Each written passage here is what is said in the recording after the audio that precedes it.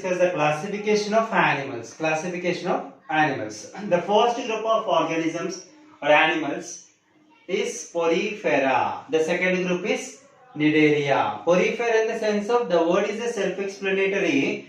The organisms with holes. When we observe these organisms, there are many holes present on the surface of the organism.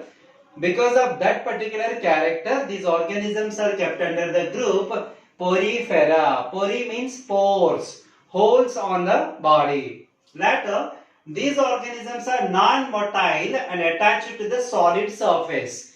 Non-motile, these organisms cannot move from one place to another place because no locomotory organs are present, so that these organisms are attached to the solid surface and the whole life they are spending at one place only.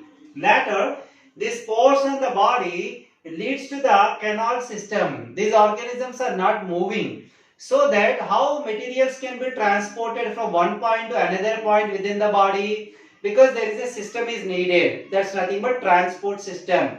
Instead of transport system, the holes help the organism to be transport the materials in a special kind of system called canal system. By canal system only the organisms are survived by transporting materials.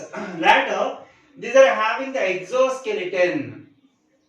These organisms are having exoskeleton, the outer skeleton. The inside the body they don't have any skeleton, but outside the body they have the hard skeleton. That's nothing but exoskeleton is protecting the organisms. Later, these animals are having a minimal differentiation of tissues.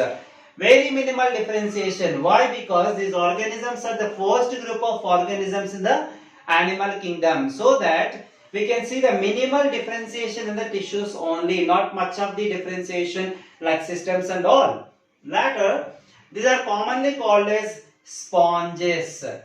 The common name of these poriferans are sponges. Later, this found in the marine habitat. Most probably, these sponges are present in the marine habitat, the salt water, most probably. And examples of this porifera group of organisms are cyclone and spongilla are the two examples of porifera organisms. The second group of animal classification is Cnidaria.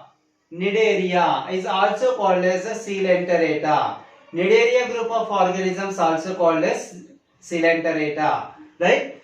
And these organisms are some are motile and some are non-motile. When you observe that these organisms are evolved from the previously existing organisms, right? Cnidaria organisms are evolved from porifera organisms, so that some characters in Cnidaria are obtained from the previously existing organisms porifera, so that some are non-motile, some are motile. Means they have updated, some organisms are updated to be mobilized from one place to another.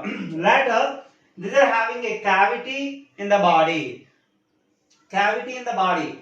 See that Cnidaria organisms also called as Coelenterata organisms. Coelenterata in the sense of coelom. The organism which containing coelom, they are called as Coelenterata. What is coelom? The space inside the ventral and dorsal body wall is called coelom. When the organism are containing the coelom, those are kept under the group Coelenterata. The Coelenterata organisms also called as Cnidaria. These organisms are having a coelom, cavity in the sense of coelom they are having. Later, the body is covered by two layers. The body is covered by two layers. Diploblastic. This is also called as diploblastic. Means all the body parts are made from, some body parts are made from the outer layer, some body parts are made from the inner membrane or inner layer. The total body is covered by two layers. Later, the more body differentiation. This is what the evolution we are observing comparatively the porifera organisms. In the porifera organisms, minimal differentiation, whereas in the Cnidaria, more body designed. Okay, later, and live in the colonies called corals. And these organisms are commonly in the habitat marine ecosystem, and these also be living as a group itself. And here Cnidaria organisms also live in the colonies, and generally called these are the corals, because somewhere they are living in the huge quantity, right? Though that huge quantity of organisms living together is called corals. Later, this found in aquatic, in the sense of water, right? Like both the organisms. This is also be the common character, just as the porifera organisms, right? These are also present in water, and these are also present in the water. And examples of Cnidaria organisms or ciliated organisms are Hydra and sea anemone are the two examples comes under the Cnidaria organisms.